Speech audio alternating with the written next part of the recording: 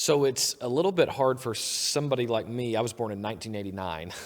It's hard for somebody like me to imagine what the church culture was in the 1960s and early 1970s.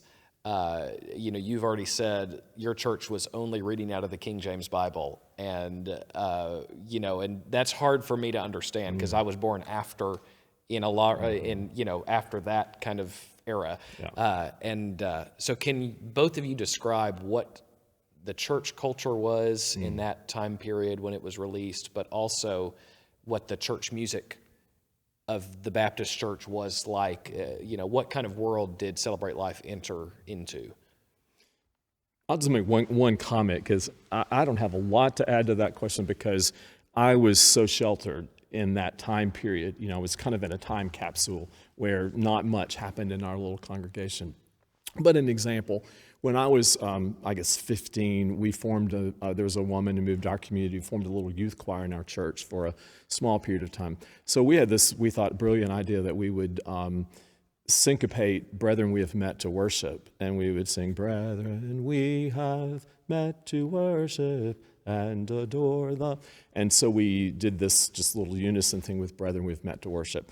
And we met that with great consternation from some of the people in our church, that we had messed up the hymn, and how could we dare make something sound so secular and worldly and take the hymns into such a dark spot, So today we would think absolutely nothing of 100 times innovation from there.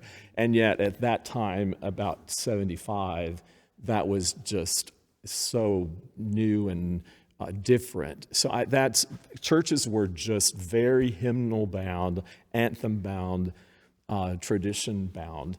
When we started to get some little song books from Word and things like that, that was just incredibly opening up to just hear fresher sounds. From Sing and Celebrate, some of those kinds of things especially. Mm-hmm. Yeah, in my experience, it's of course very similar to Randall's, and the reason for that is because it was lockstep. I mean, if you were a Southern Baptist church, however small, however big, including this one, which was full of people from Word music, you sang what came out of Nashville. They were periodicals for easy for youth, a little harder for youth, very easy for adults, a little harder still for adults, plus the anthem literature that came out away from those periodicals. At that point, the newest thing we had for hymns was the 1956 hymnal. The 75 wasn't out yet. So there were some churches sticking to the 1940 Broadman, some churches that were brave enough to try the 56 hymnal. But always hymnal. My family was moving around. When I was growing up, my father was in the Marine Corps, and we could move from North Carolina to California and know, if we found a little Southern Baptist church, we know what hymnal was going to be there. It was either going to be the green one or the blue one, 40 or 56. And we knew probably what songs they were going to sing. It was just like being home. Mm-hmm. And so there was this sense of uniformity, but it was to be a little more generous, this huge family called the Southern Baptist Convention. And to be not quite so generous, this bubble, this world called the Southern Baptist world. And there were people trying to get in. In fact, this church is quite amazing in that history, a Southern Baptist church. But there were, in that choir loft, people working for Word music, that were publishing, as Randall said, publishing little books and things that was challenging what was coming out of Nashville for Southern Baptists. So Celebrate Life comes into that environment, which included also a 1968 release of Good News, which was very Peter, Paul, and Mary kind of folky. Having heard that, the Word people decided we need to do something for youth, and they did Tell It Like It Is in 1969, which could only have come from a commercial company, even though the commercial company had largely Southern Baptists under its roof. It was a commercial company, so they could do that. Well, so the 1972, you've got churches that, okay, we'll do the Peter, Paul, and Mary thing. We'll do Good News, although it has a guitar, how about if we do it in the fellowship hall? And fellowship hall instead of up here on the platform. But then the edgy churches, edgy churches were starting to tell it like it is, not just in the huge regional youth choirs, which they used to have. Billy Ray Hearn helped put those together. But the larger churches could maybe venture into it.